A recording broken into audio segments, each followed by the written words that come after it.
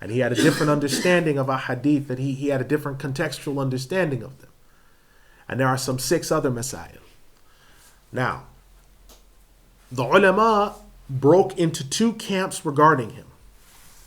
The vast majority of ulama said, listen, he's a mujtahid murajjih, and you have to take from him what you must take from him and leave from him what you must leave from him. You have to be careful because he's not agreed upon in these areas. He is alone in these fatwa, particularly when he gave the fatwa, and you'll want to write this down.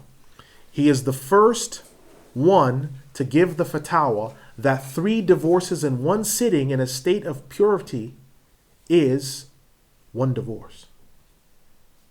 He's the first one to have made that statement.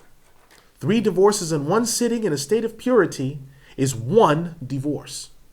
That contravenes everything. His father, his grandfather, Imam Muwafaquddin, all the ulama, all the way back. That contravenes everything that had come before. And when you find people quoting this to you, as you will sometimes in English, when you find people quoting this, it's always either coming from him or someone that read one of his books and took that on. Famously, one of his positions as well is that if someone neglects or left off a salah, they don't have to make qada of that salah. That's another mas'ala of his. Now, there's a difficulty with this because some people take this and say, I didn't pray for a lot of my college years when I was in college. When I was in such and such school, I didn't do this, I didn't do that. Alhamdulillah, I'll take his fatwa because he says that you miss those prayers, there's no way to make them up. So what you do is you just give charity or something like that, and life is good. Yes, but the only problem is you have to frame his whole fatwa. And the fullness of the fatwa is the reason why there's nothing to make up is because during that time you were a murtad, you were a kafir. That's why there's nothing to make up. You were murtad. And so if you had children, the children were out of wedlock, your marriage was batil, there was no inheritance. If you want to take that fatwa, that's fine. But you have to take him framed in his full historical reality. And it's not pretty in some of the fatwa if you carry them to their full logical end. He once said when he was in Egypt and he met Imam Ata'Allah, Imam Ata'Allah Askandarani, the famous Maliki alim who wrote the Hikam. And he said, Ya faqih, he said, oh faqih to Imam Taymiyyah. He said, why do you have these positions that no one has but you? And he said, some of these positions come from my ijtihad and looking deeply into the text of the book and the sunnah. And he said, tell me about the intercession and tawassul. Why do you forbid it? He said, because I am closing the doors that could lead to possible sin by people engaging in it. And Imam Ata'Allah said, very well, then by that same standard, you have to cut off the faces and the front portions of women, because that will also be a way of stopping what leads to sin. And Imam Taqi, he laughed because he understood the reason why Ata'Allah differed with him. But if you look at the people that differed with him in his time, they always addressed him and treated him as a scholar. When he died, even those who belonged to the second category, they were enemies to him. Some made takfir on him and called him a kafir. But they prayed on him. And he's buried near the General Hospital in Damascus. Now there's some people, وَالْعِيَاذُ بِاللَّهِ, that went, urinated on his grave. They've kicked and defaced the headstone of his grave. Why would you do that? There's no reason to do that. You must understand about him, whether it's Ibn al-Imad, the historian, Imam Ibn Kathir, Imam Ibn Rajab, and all these other imams that have discussed him, whether they differed with him or not, they always have things that are framed very carefully because he was a mujtahid. And advice to someone is, when you look at Imam Ibn Taymiyyah rahimahullah, Taqiyuddin Ibn Taymiyyah's Majmu' Fatawa, is 37 volumes. And he developed a lot over that period. If you read from cover to cover, there was a lot of development. And a lot of his positions aren't the same, like the position that I stated in volume 10 regarding the prophets and their infallibility. There's other books that you can read by him that appear to contradict that. So he had a lot of development. And as a mujtahid now, should he have been making ijtihad in theology? No. But nonetheless, he did, and he's a mujtahid.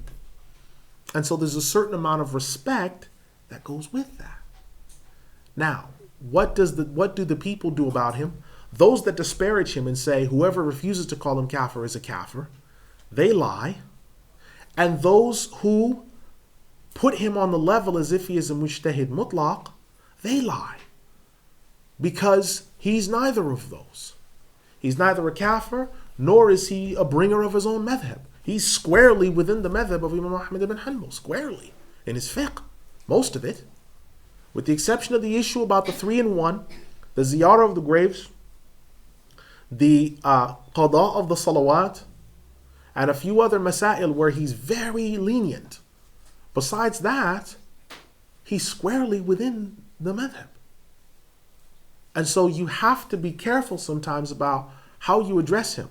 My advice would be, if you're going to say, listen, how do we know to differentiate between this or that and what do we do? Then stick with the people that there's no dispute in. No one disputes about Imam Muwafiquddin. If you don't know your way how to navigate through this minefield, fine. You say, listen, I respect him, he was a mujtahid, but there's areas where I don't know where to step right. And so because of that, I don't leave him because he's not a scholar, because I don't know where to take things. So I'm going to go to those who there's no dispute about. No one disputes about Imam al-Rajab. No one disputes about Imam al-Kathir. Right? The next student that comes is Ibn al-Qayyim al-Jawziyah. Ibn al-Qayyim al-Jawziyah is perhaps the main codifier of Imam Ibn Taymiyyah's works. He died 751 AH. And he held many of the same positions that Taqiyuddin ibn Taymiyyah held. One of his positions about the Prophet Muhammad ﷺ being seated on the Arsh next to Allah in his Bada'il Fawaid, volume 4. Now that is severe. Some printings it's in volume 3, some printings it's in volume 4. Now that is severe. And there's other works that he has that are equally problematic. But again, he's a mujtahid. He wrote numerous documents, again, from the tariqah. He's from the tariqah. Numerous doctrines on ihsan.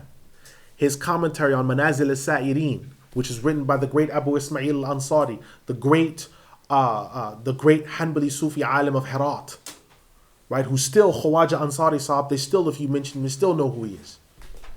So you have to look at these people in their framework, that they were mujtahids, they were ulama, but they're not the mu'tamid in the school of Imam Ahmad. They're the last people that get quoted. And there are other ulama that you'll be on safer ground with. But you must refrain from takfir. And the people that claim that they belong to them, you have to leave them alone as well, because both groups lie. The middle path is just what's been outlined here. Now, Abgha, the king of the Tatars after Hulugu Khan, died in the year 680 AH, and this caused further division in the army. Conversion to Islam began slowly, but it was mostly syncretized, as some of the Tatars would claim Christianity, Islam, or Judaism, but still resort to ancestor worship and other rites of shamanism that they believed essential to their culture. Around the year 683 AH, Ahmed ibn Hulugu died after being the king of the Tatars after his brother Abgha. He was the least evil of the Tatars to come to the Muslim world, but still engaged in syncretism. Once the Tatars were smarting from some of the losses, Muslims and their strength in the world was looking up again as of 688 AH, when they began stabilizing North Africa and putting down rebellions from false prophets and also rebel warlords. 689 AH brought a cause for great celebration and happiness for the Muslims, as the castles were demolished and all remaining vestiges of Crusader power were driven from Sham. This was also the same year that the king of the Tatars after Ahmed, the great Khan Araghun, died after suffering poisoning from his Jewish minister-at-arms. Now, deaths during this time include Imam Shamsuddin ibn Qudama in 682 AH, Amatul Haq bint al-Hafidh in 685 AH, one of the great female scholars of this ummah. Amatul Haq. Zainab bint Makki in 688 AH. Another person who died was Afifuddin al-Masani, one of the Sufis who exaggerated and apostated from the faith by becoming a Nusayri. Right? Some of the ulama mention him as coming back, some of the historians. A Nusayri, this happened in 689 AH. A Nusayri are the Alawiyah. It's another word for the Alawiyah, the people who currently rule Sham, who currently rule Syria in Damascus. They claim that the Prophet Shu'aib alayhi salam had additional revelations and that the 5 pillars of Islam are internal, they're not external. So the Hajj that you make is the Hajj in your heart from bad thoughts. And that the zakah that you make is the smile that you give to people and the charity that you give by treating them right. They have all these other strange rites. Reincarnation and other bizarre beliefs. Okay, they have strange beliefs. Okay, another is Sharafuddin Hassan ibn Sharaf al-Maqdisi, Ibn Hamdan al-Harrani in 695 AH. All right, Ibn Hamdan al-Harrani wrote a book on comparative creed, which is one of the most sought after and authoritative books on the topic. A lot of the later seminaries teach his book, which is it's been summarized by Imam Balbani. It's a book that is the Nihayat al-Mubtadi'in fi Usul al-Din. It has another title as well, which is longer, but that's one of the ways that the book is referred to. And he wrote a book that compares between a lot of the differences that there are between Hanbalis and Ash'aris and others. Another that died is Aisha bint al-Majid, who was a teacher and judge in 697 AH. Another was Safiya bint Abdul Rahman, who narrated from Imam Muwafiq al-Din ibn Qudama. She narrated most of his books. The Lum'ah is narrated through her. His Al-Mughni is narrated through her. See, these are the people of the Ummah, not just men, they were females that were preserving this deen. You had Muhammad ibn Abdul Qawi ibn Badran in 699 AH, who died at Salihiyah. Now in 701 AH, the Egyptian Abbas al-Khalifa Abu al-Abbas al-Hakim bi-Amrillah the first, he died. This Khalifa, he'd ruled for 40 years. After his time, the Khilafah went to Al-Muqtafi the first, who was his son, and the 40th Abbasid Khalifa. He was the 3rd Egyptian Abbasid to the Mamluk sultans. By this time, Ghazan, the great Khan, he'd made it all the way to Sham in 702 AH. And he was marching against the people, and he was victorious again. He was met by an army of Muslims, one of its generals being Taqiyuddin Ahmed ibn Taymiyyah. The Muslims were victorious, but not without heavy losses being inflicted on both sides. The numbers reached 10,000 or 20,000 on each side. Tatar forces suffered a setback in 703 AH when Ghazan died and had to be taken to Tabriz for burial. 704 AH found Taqiyuddin ibn Taymiyyah in the place of An-Narinj, cutting good luck charms from the ceiling that the people used to come and take from and make oaths and seek blessings. So whenever he saw these good luck charms, there was a masjid there, and he saw people hanging good luck charms and things like this up, and he used to cut those things because he didn't want people making good luck charms. He say, well, if you have this, you'll be really lucky. Like now, you'll find people that they have a lucky rabbit's foot, or they have other things that they do. They keep like one die in their pocket, or things like this. These are lucky things. He used to go and cut those things. So when he saw those ribbons that they would hang or those things, he cut them with the hope that they would say, wait a minute, how could this be lucky if it got cut? Who cut it? And what would, that means it's not lucky. Hopefully people would see that and realize, oh, that's bad luck. But wait a minute, how could it be bad luck if it's lucky? And then it got cut. How could that? And then would confuse those people. And hopefully he'd think that they would learn from that and they wouldn't do it anymore. Also in this time, in 719 AH, Taqiyuddin ibn Taymiyyah was stopped by the judiciary from giving fatwa, allowing expiation in the matter of making an oath by way of divorce. What that means is this. He was stopped by the judiciary from giving fatwa on this issue because he had said, if someone swears on pain of their being divorced from their wife irrevocably, that's 3 at once, They swear something and it turns out not to be true.